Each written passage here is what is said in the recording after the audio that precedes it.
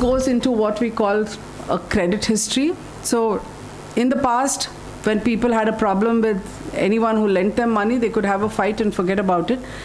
But 10 years ago, the government set up what is called CIBIL, Credit Information Bureau of India Limited, to start tracking individual credit history. So when you borrow, even when you search for credit, so if you applied for an auto loan and you've been rejected, even that data goes into bodies like CIBIL, Experian, Equifax. There used to be one more called Highmark. I think it's just been sold, but it's around. So all these companies track your borrowing profile, and based on that, they create a credit record.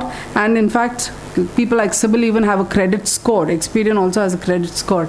And that is going to dictate, especially when you guys come into the borrowing market, it's going to dictate whether you are entitled to credit, how much of credit can you get, at what rate can you get, and worse, if you're a defaulter, you can be out of the credit market for 7 years. So how is it tracked? They look at your payment histories. First of all, if you borrowed, any borrowing, howsoever small, if it gets reported to CIBIL, it is tracked. Second is the amount owed. So what is the size as compared to the salaries that you earn?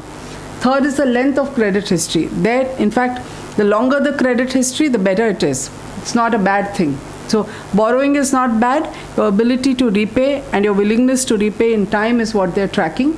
So the score depends. If you've been paying steadily for a long time, you have a 5-year, you have a 20-year housing loan, and for 5 years you have an unblemished record of repayment, you will have a very high credit score.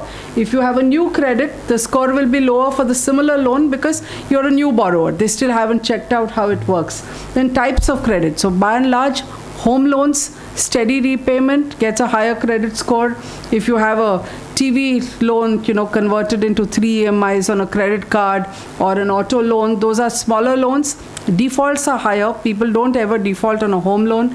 They're quite happy to, ditch the borrower on smaller loans. So the type of credit also plays a role. All this adds up into what is called a credit score. It's a single 3-digit number. If you are a defaulter, this is where the problem comes. If you are a defaulter in India, you're straight away out of the credit market for 7 years. Okay, because so far Indian companies have taken the stand, if you're a defaulter, we just don't lend to you. If you are in the US, you will have somebody who will come to you and say, okay, you are a defaulter, so your credit score is really low, but we will lend to you at say 21% instead of the normal credit rate of 14% for a good borrower, 9%.